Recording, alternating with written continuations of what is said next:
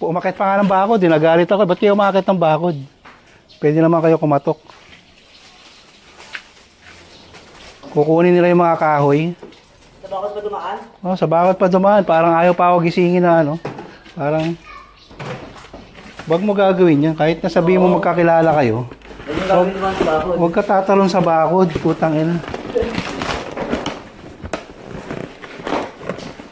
Isipin, magnanakaw kayo. Okay lang. Pwede naman tawagan. Tawagan mo sa telepono. Hindi sumagot. Alam mo lang tao. Hindi. Dito. Ay, wala. Wala akong ting-ting. Meron yan. Wala pang price.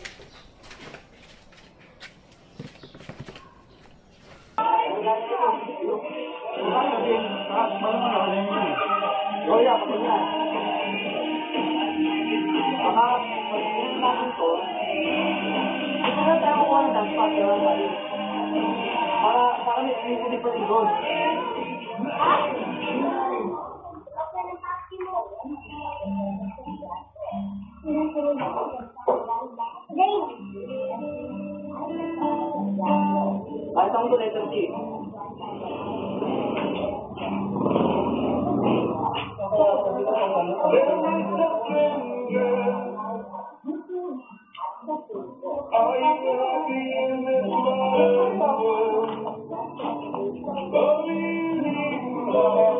So, kaya kinabit na itong unggoy na itong...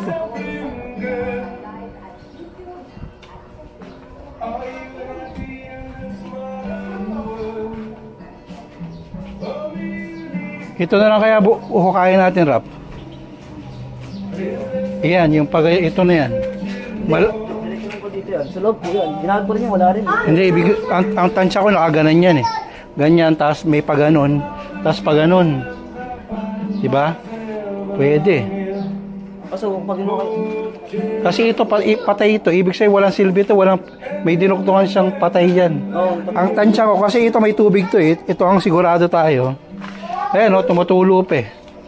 Ibig sabihin, itong tubo na yan, may lusot yan na ganyan, papunta rito sa ano na to. CR. Pero dito wala siyang punta. Wala yan. Dito tayo mag-uukay. Ay, wala na rin yun. Wala na yan. Huwag mo na, guluhin yan. Puta, pag na, mamaya. Matay yung sila dyan na. Nagkapawag eh. Kaya bubuhatin yan.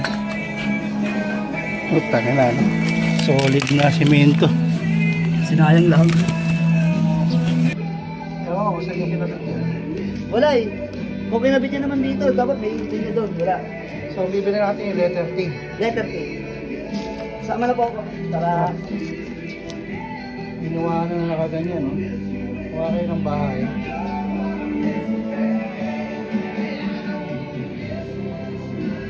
Hindi pa namin inuwa. Ha? Pinag-ilang. Ha?